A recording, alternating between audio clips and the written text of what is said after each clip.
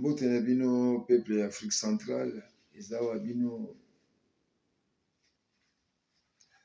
Kouloutou Magellan dans la diaspora en marche, toujours comme à l'école. Toza lelo mokolo ya le 12 février 2023 sango ya pasi ekomeli biso na communauté ya Afrique centrale, en particulier la RDC Kinshasa, Congo Brazza, Angola, Côte d'Ivoire. Touti kobungisa moninga tofandaki na ye mingi awa na poto pe na Kinshasa okombo ya Emma Simba. Emma Simba tofandaki na ye na poto awa tukozonga ya au moins 5 ans azalaki na Kinshasa. Mais oyebi kaka Kinshasa ndenge kuma ba maladi mususu oyo ya mystique kuma kobima kuna mbasu. Emma Simba azwaki mbasu yango euti komema ye na nzela ya liwa. Eza pasi pe mawa. Oyebi famille Simba eza famille monene na kati ya Tchangu. La famille Simba, famille Sirop, famille De Gaulle, on eza oto bengaka ba grand bwana. Ba grand peza ba grand vendu quoi. La kati ya Tchangu parmi ba grand vendu ya Tchangu.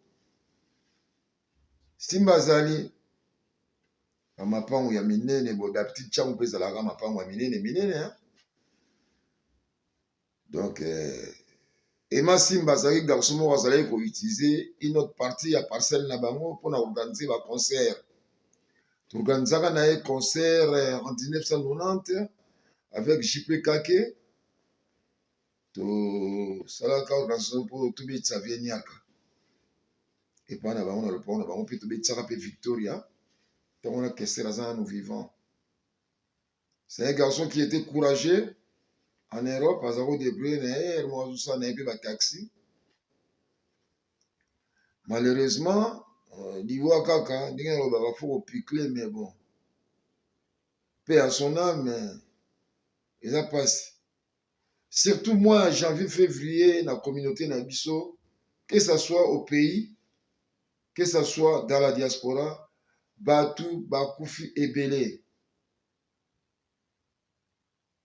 C'est cette même ligne, nous avons profité pour annoncer ce vendredi 17 février 2023, ils ont enterrement ya sœur Nabiso, c'est là, où il y a famille, donc petite sœur, grande sœur, il y a Chamachiko, qui est actuellement à Kinshasa. Azali sous grande sœur, il y a Esther. Aza petite sœur, il y a Ndeko Nabiso, moi Kibala. Et Navi Nabiso, vieux Normand.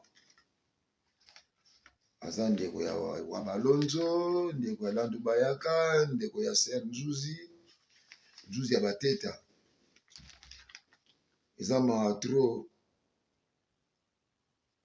Tout ça qu'on perd, bah, tu es belé à fleur d'âge, quoi. La solution pour calmer ma cambouana, d'ici peu de temps, c'est l'autre expérience Nabiso. Il y aura une occasion où on a aussi l'émission pour faire ça. Banzela ya Rolanda pour na la mingi na mokili. Ongai surtout ceux qui gênent à couper pisa ngai kanda. La mort est naturelle, mais moutoufa kenda comme pinda koko. On dit la mona kango bon normal. Mais je ne peux pas ngai kanda. Kobaki o tezali kambu ya Nzambe te, Nzambe aza père, so moni clarté fo boyebisa ye bo fâché pe. Eza normal, père ta likambo ya malamu te bo fâché. Kako ya kumbisa ka azwa lokumu frère na akufi Nzambe azwa lokumu te. Nzambe alingaka na ye pe ndenge wana te. Aza père er mo pe ko blâmer que père to sepeli te. Ba situation oyo faut mettre en fin. To bungisaka venant. namona yango preuve penza Eric Lema penza ya na matanga afena bi stop. Plus de morts, surtout des jeunes dans la communauté congolaise. Calme Kotaka. Le créateur a Yokaka. Si jamais on va aborder prochainement. Donc, pour la matanga, il y a Serna Biso Sela. Et ça, c'est vendredi 17 février, entre 15h et 16h. Dans le nouveau cimetière, il y a Ivry. Et ça, dans Rue Gaston Montmousseau.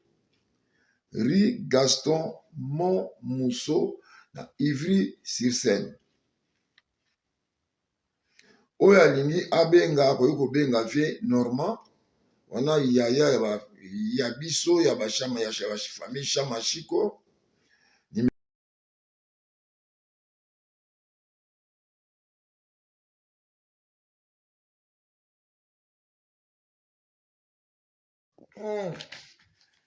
La diaspora, la diaspora trop. Eric Lema, bena obetaka c'était yondo zaka na puissance ya kata balia liwa. Autolo bakoki na mona preuve.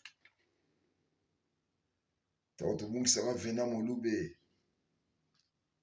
Oya penza na de ono fasha oluba abuniku.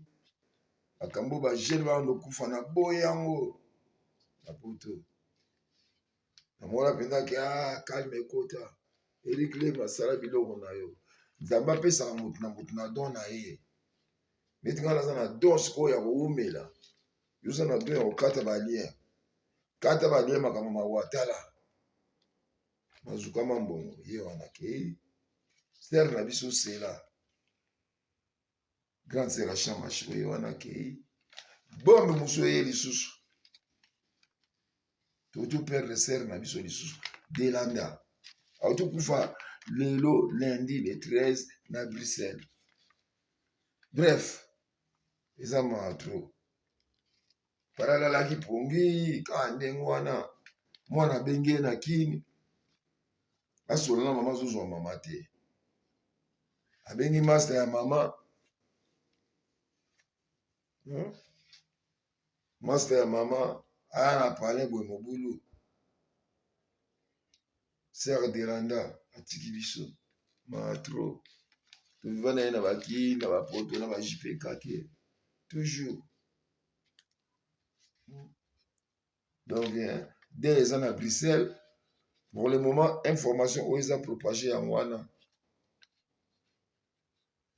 Sœur Delanda.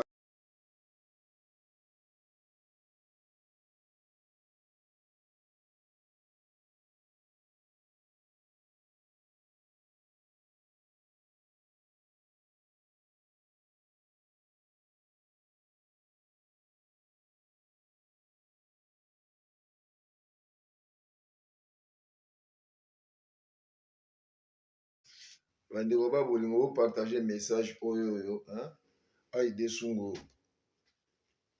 Béazi na Londres Claudie Meka na États-Unis Washington grand pays en Allemagne Aïchela en Switzerland na timo tema pena bo partager message de façon que baninga na biso o baza pena ba continent mususu bazwa message ta net ngai donc makambo ya mazuka mutu ayebisaki ngango ezalaki Patrick Lorenzini ye mutu atindinga message oyo ke mazuka kufi fai nabenga kini nazwaki mpe Iber ayebisi ngai akonfirme ngai solo ke mazuka mpenza atiki biso eza mawa ya tro Cindy Gili Jazz petite sœur propre noko matanga ekweya Delanda kei eza mawa tro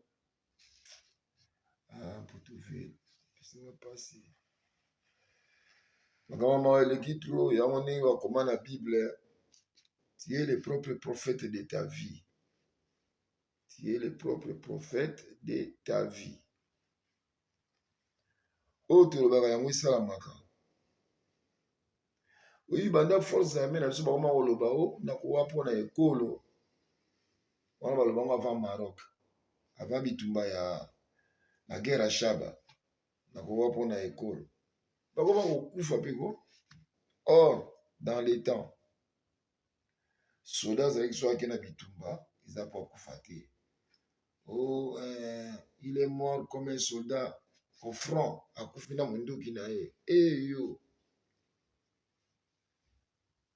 lwenda tengi lwenda tadidingi. Avant oloba ta mosusu tourner lolemo cette fois. Tu as mambo ebele faut te corriger. Tu es le propre prophète de ta vie. Parole biblique. Soda kendaka na etumba po awa po na ekolo te. Soda kendaka na bitumba po azwa moto ya ennemi, moto ya la tête de l'ennemi aye nango pa ya bakonzi. Aye nango na mboka. Alakisi. Voici ma victoire. Basoda RDC komaka na owa po na ekolo. Okende kuna boko kufa. Akufi po na ekolo, akufi po na ekolo. Non, non. Un soldat doit aller dans la guerre pour ramener la victoire devant le peuple. Kolobaka teke na kei kuna bitumba na kowa po na ekolo. Soldat changer langage. Tu es le propre prophète de ta vie. Azama to ya koyoka. Ayoka. Waza na mémoire obomba abomba. Voilà la leçon du jour yangwana. Tu es le propre prophète de ta vie. Positivé pour la vie na yo. Picle okoumela. Oh, te waneza likambo nzambe te. Ça dépend aussi de toi-même. Voilà la leçon du jour. Tu es le propre prophète de ta vie. Positivé dans ta vie. Wabilo Kouloutou Magela, la diaspora en marche. J'espère que Mikolo tu vivre calme. Makamamawa, Eric, Salabilo Bonayo. Bengana Molisusu. À la prochaine occasion, la diaspora en marche. Eric Voka, salutations. Serge Louya, salutations. Wassam Diakota, Belanda Keia, Bisoto Picle. Bye.